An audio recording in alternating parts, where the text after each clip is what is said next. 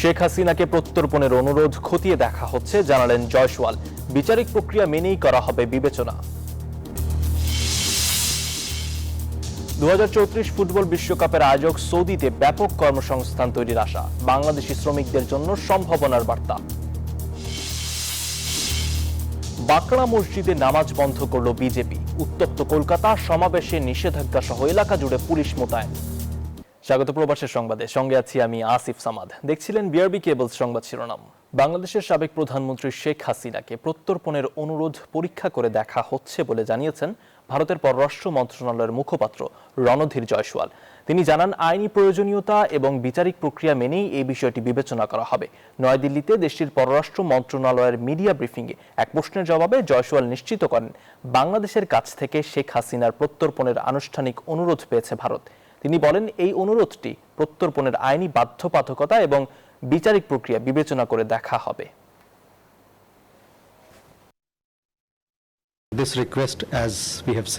আমরা প্রত্যর্পণের জন্য একটা অনুরোধ পেয়েছি, যেমনটি আমরা আগে বলেছিলাম। অনুরোধটি পরীক্ষা করে দেখা হচ্ছে। সংশ্লিষ্ট আইনগত ও বিচারিক প্রক্রিয়ার আলোকে অনুরোধটি বিবেচনা করা হবে। সৌদি আরবে 2034 ফুটবল বিশ্বকাপের প্রস্তুতি শুধু মাঠেই নয়, চলছে অর্থনীতির অঙ্গনেও। বিশ্বকাপের অন্যতম ভেন্যু আরামকো স্টেডিয়ামে বেসরকারি বিনিয়োগ টানতে উদ্যোগ নিয়েছে রাষ্ট্রীয় ডেভেলপার রোশন গ্রুপ। রয়টার্স বলছে, এই প্রক্রিয়া পরিচালনায় নিয়োগ দেওয়া হয়েছে জেপি মর্গানকে। তেলের আয় কমে যাওয়ায় ভিশন 2030 বাস্তবায়নে বেসরকারি অর্থায়নের উপর জোর দিচ্ছে রিয়াদ। এতে বাংলাদেশি সহ বিদেশি নির্মাণ শ্রমিকদের জন্য ভবিষ্যতে নতুন কর্মসংস্থানের সুযোগ তৈরি হতে পারে। বিশ্বকাপের বাঁশি বাজতে এখনো বাকি 8 বছর, তবে সৌদি আরবের প্রস্তুতি চলছে পুরোদমে। 1934 ফুটবল বিশ্বকাপের অন্যতম ভেন্যু আরামকো স্টেডিয়ামে বেসরকারি বিনিয়োগকারী খুঁজছে রাষ্ট্রীয় মালিকানাধীন ডেভেলপার রোশন গ্রুপ। এ প্রক্রিয়া পরিচালনায় নিয়োগ দেওয়া হয়েছে আন্তর্জাতিক বিনিয়োগ ব্যাংক জেপি মর্গ্যানকে। সংশ্লিষ্ট সূত্র বলছে, লিজ অ্যান্ড লিজ ব্যাক মডেলে বিনিয়োগ এনে প্রকল্প থেকে মূলধন তুলে অন্য উন্নয়ন কাজে ব্যয় করতে চায় সৌদি সরকার। তেলের আয় কমে যাওয়া এবং বাজেট ঘাটতির চাপের মধ্যেও ভিশন 2030 বাস্তবায়নে বেসরকারি অর্থায়নের ওপর জোর দিচ্ছে রিয়াদ। বিশ্বকাপ সামনে রেখে সৌদি আরব 15টি স্টেডিয়াম এবং 132টি অনুশীলন ভেন্যু নির্মাণ বা আধুনিকায়নের পরিকল্পনা নিয়েছে। এসব প্রকল্পের প্রয়োজন হবে বিপুল সংখ্যক বিদেশি শ্রমিক। এতে বাংলাদেশের জন্য রয়েছে সম্ভাবনার বার্তা। সৌদি আরবে কর্মরত বাংলাদেশিদের বড় একটি অংশ নির্মাণ খাতে নিয়োজিত। তাই নতুন বিনিয়োগ বাস্তবায়িত হলে তাদের কর্মসংস্থানের সুযোগ আরও বাড়তে পারে। তবে সেই সঙ্গে শ্রমিকদের নিরাপত্তা, ন্যায্য মজুরি এবং কর্মপরিবেশ নিশ্চিত করার বিষয়টিও সমান গুরুত্ব পাচ্ছে। আফরিন মৌ, নিউজ 24। পশ্চিমবঙ্গের কলকাতা বিমানবন্দরের বাকড়া মসজিদে জুম্মা সহ সব নামাজ বন্ধ রাখার সিদ্ধান্তে বাড়ছে উত্তেজনা। সম্ভাব্য প্রতিবাদ এড়াতে সমাবেশে নিষেধাজ্ঞা সহ এলাকা জুড়ে মোতায়েন করা হয় বিপুল সংখ্যক কেন্দ্রীয় বাহিনী ও পুলিশ সদস্য। যদিও প্রতিবাদ কর্মসূচি বাতিল হওয়ায় পরিস্থিতি শান্ত ছিল। পবিত্র জুম্মার দিনে বাকড়া মসজিদে নেই কোনো মুসল্লি, নেই নামাজের কাতার। সম্প্রতি কলকাতা বিমানবন্দরের এই মসজিদে নামাজ বন্ধ করে দেয় শুভেন্দুর বিজেপি সরকার। অসন্তোষ দেখা দেয় স্থানীয় মুসল্লিদের মধ্যে। তাদের সঙ্গে সংহতি জানিয়ে শান্তিপূর্ণ প্রতিবাদ সমাবেশের ডাক দেন তৃণমূল কংগ্রেসের সাবেক মন্ত্রী ও জমিয়তে উলেমায়ে হিন্দের নেতা সিদ্দিকুল চৌধুরী। এতে সম্ভাব্য উত্তেজনা এড়াতে মসজিদ এলাকায় মোতায়েন করা হয় প্রায় 200 কেন্দ্রীয় বাহিনীর সদস্য ও বিপুল সংখ্যক পুলিশ। 163 ধারা জারি করে জনসমাবেশও নিষিদ্ধ করা হয়। আপাতত নামাজ বন্ধ। আমি শুনলাম একটু আগে এখানে উত্তেজনার সৃষ্টি হচ্ছিল। সিএমকে চিঠি দিয়েছি, উত্তরটা আমি চাইছি।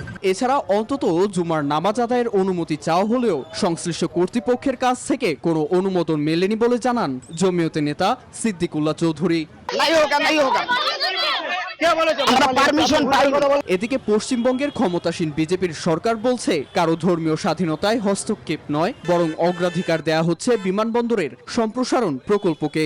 রানওয়ের 165 মিটার দূরে মসজিদটির অবস্থানের কারণে বড় আকারের উড়োজাহাজের নিরাপদ ওঠানামায় জটিলতা সৃষ্টি হতে পারে বলেই এমন সিদ্ধান্তের দাবি তাদের। Desk report, news 24। পরিচ্ছন্ন ও পরিবেশ বান্ধব রেল যোগাযোগের এক নতুন যুগে পদার্পণ করল ভারত। শুক্রবার দেশটির প্রথম হাইড্রোজেন ফুয়েল সেল চালিত ট্রেনের উদ্বোধন করেন প্রধানমন্ত্রী নরেন্দ্র মোদী। হরিয়ানার জিন্দ সোনিপত রুটে পরীক্ষামূলকভাবে চলবে এই ট্রেন, যা হাইড্রোজেন থেকেই নিজস্ব বিদ্যুৎ উৎপাদন করবে। ধোঁয়ার কালো রেখা পেছনে ফেলে রেলপথে উঠল সবুজ ভবিষ্যতের নতুন অধ্যায়। ডিজেলের পরিবর্তে এবার হাইড্রোজেনের শক্তি। ভারতে প্রথম হাইড্রোজেন ফুয়েল সেল চালিত ট্রেন যাত্রার উদ্বোধন করলেন দেশটির প্রধানমন্ত্রী নরেন্দ্র মোদী। হরিয়ানার 89 কিলোমিটার দীর্ঘ জিন্দ সোনিপত রুটে পরীক্ষামূলকভাবে চলবে 10 বগির এই ট্রেন। প্রচলিত ইঞ্জিনের মতো জ্বালানি পুড়িয়ে নয়, হাইড্রোজেন ফুয়েল সেল থেকেই উৎপাদন হবে এর প্রয়োজনীয় বিদ্যুৎ। ফলে ধোঁয়া কিংবা কার্বন নির্গমন প্রায় নেই বললেই চলে। একসঙ্গে প্রায় 2600 যাত্রী বহনের সক্ষমতা রয়েছে ট্রেনটির। ভারতের কাছে এটি শুধু একটি নতুন ট্রেন নয়, বরং ভবিষ্যতের রেল ব্যবস্থার পরীক্ষা মঞ্চ। সফল হলে ডিজেলের উপর নির্ভরতা কমিয়ে আরও অনেক রুটে ছড়িয়ে পড়বে এই প্রযুক্তি, বিশেষ করে যেখানে বিদ্যুতায়ন এখনও সহজ নয়। Desk report, news 24।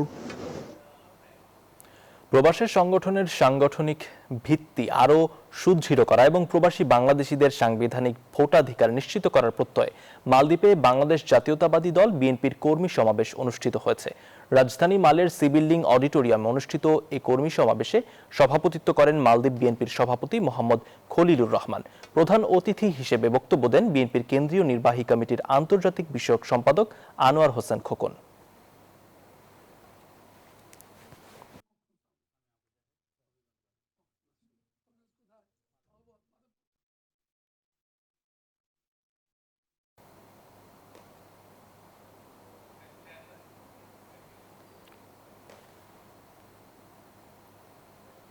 চলতি বছরের শেষ নাগাদ হতে পারে বিএনপির সপ্তম কাউন্সিল। এর আগে মেয়াদ উত্তীর্ণ জেলা ও উপজেলা কমিটি পুনর্গঠন করতে চায় দলটি। দায়িত্বশীল নেতারা জানান, আসছে কাউন্সিলে নতুন চমক থাকবে, তবে সম্ভাবনা নেই শীর্ষ পদে পরিবর্তন আসার। রাজনৈতিক বিশ্লেষকরা মনে করেন, দলকে গতিশীল রাখতে নিয়মিত কাউন্সিলের কোনো বিকল্প নেই। আল মোহাইমিনুল খানের রিপোর্ট।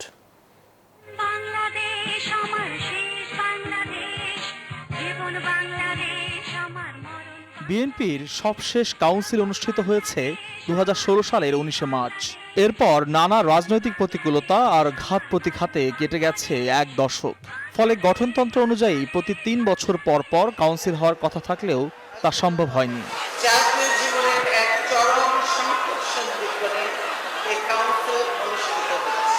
জুলাই বিপ্লবের পর বদলে যায় সামগ্রিক প্রেক্ষাপট। রাজনীতির কেন্দ্রবিন্দুতে আসেন তৎকালীন বিএনপি ভারপ্রাপ্ত চেয়ারম্যান তারেক রহমান। এরপর নানা শঙ্কা আর অনিশ্চয়তা কাটিয়ে অনুষ্ঠিত হয় জাতীয় সংসদ নির্বাচন। সুষ্ঠু ও গ্রহণযোগ্য নির্বাচনের মধ্য দিয়ে রাষ্ট্র ক্ষমতায় আসে বিএনপি। সব মিলিয়ে একরকমের সুসময় পার করছেন দলীয় নেতাকর্মীরা। আগের মতো নেই কোনো রাজনৈতিক সংকট। প্রশ্ন হচ্ছে, তারপরও কেন হচ্ছে না দলটির জাতীয় সম্মেলন? কাউন্সিল করেছে একটা নির্দিষ্ট গণ্ডির মধ্যে, তখন তো কোনো স্বাধীনতা ছিল না। এখন যেহেতু কাউন্সিল করতে হবে, তো আমরা যেহেতু কাউন্সিল করতে হবে আমরা করেছি ছোট পরিসরে একটা ছোট আপনার কি বলে ইঞ্জিনিয়ারিং ইনস্টিটিউটের মধ্যে। জানা গেছে, চেয়ারম্যান হিসেবে তারেক রহমানকেই একমাত্র পছন্দ দলীয় নেতাকর্মীদের। এই পদে প্রতিদ্বন্দ্বী নেই কেউ। তবে মহাসচিব পদে আসতে পারে পরিবর্তন। আলোচনায় আছেন বর্তমান মহাসচিব মির্জা ফখরুল ইসলাম আলমগীর, স্থায়ী কমিটির সদস্য আমির খসরু মাহমুদ চৌধুরী, স্থায়ী কমিটির সদস্য সালাহউদ্দিন আহমেদ, সিনিয়র যুগ্ম মহাসচিব রুহুল কবির রিজভী সহ আরও কয়েকজনের নাম। বিএনপি নেতারা বলেন, তারেক রহমানের নেতৃত্বাধীন সরকার যেভাবে একটি ভঙ্গুর অর্থনীতিকে সুনিপুণভাবে সামলে নিচ্ছেন, ঠিক তেমনইভাবে দল পুনর্গঠনেও শিগগিরই বড় ধরনের চমকের ঘোষণা আসবে। দক্ষতা যোগ্যতার বিবেচনার পাশাপাশি নতুন কমিটিতে জায়গা পাবেন ত্যাগী ও সাহসী নেতারা। জুলাইয়ের আন্দোলন এবং জুলাইয়ের আন্দোলনে শেখ হাসিনার পরাজয়, এটা তো সবচেয়ে বেশি উপভোগ করেছে বিএনপির নেতাকর্মীরা সারা দেশে।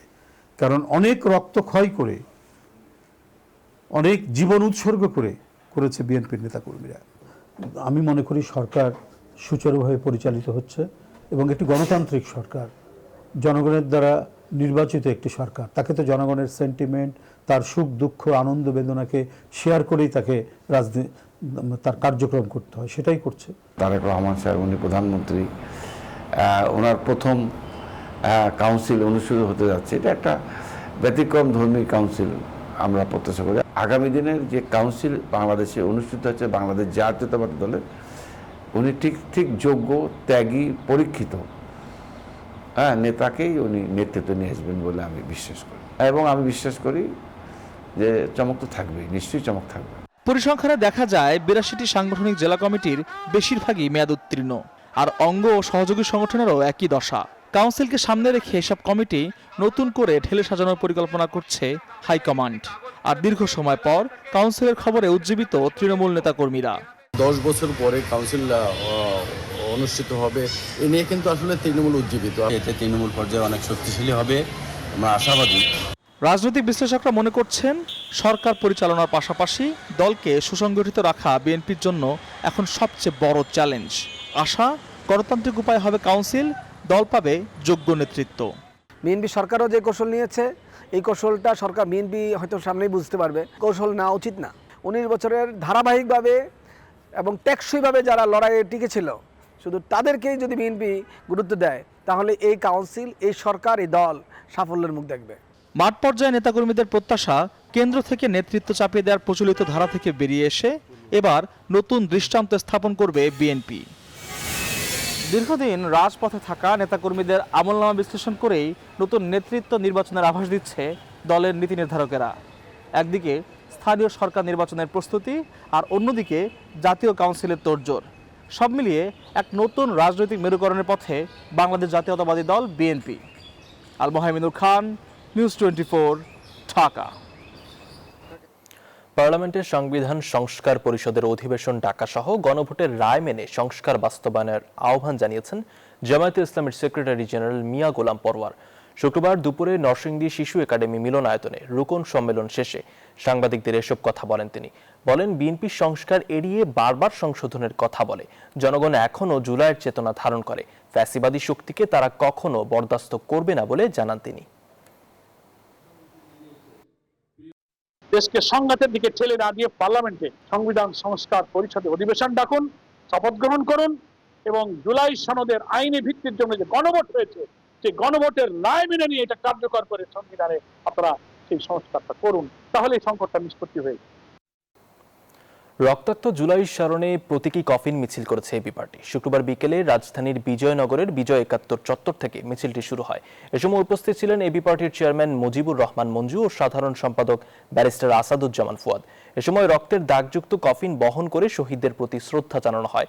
জুলাই গণহত্যার সঙ্গে জড়িতদের দ্রুত ও দৃষ্টান্তমূলক বিচারের দাবি জানানো হয়।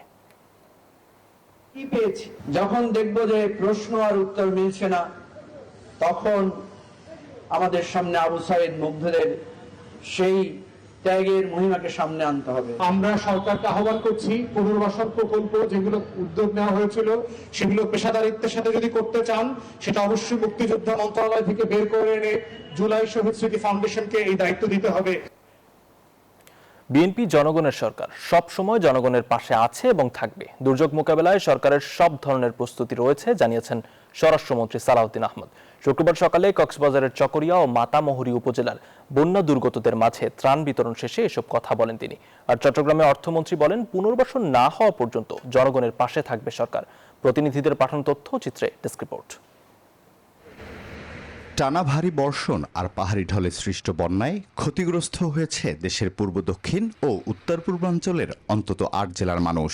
মানবেতর জীবনযাপন করছেন লাখো মানুষ। তবে বন্যার্তদের পুনর্বাসন না হওয়া পর্যন্ত তাদের পাশে থাকার আশ্বাস দিয়েছে সরকার।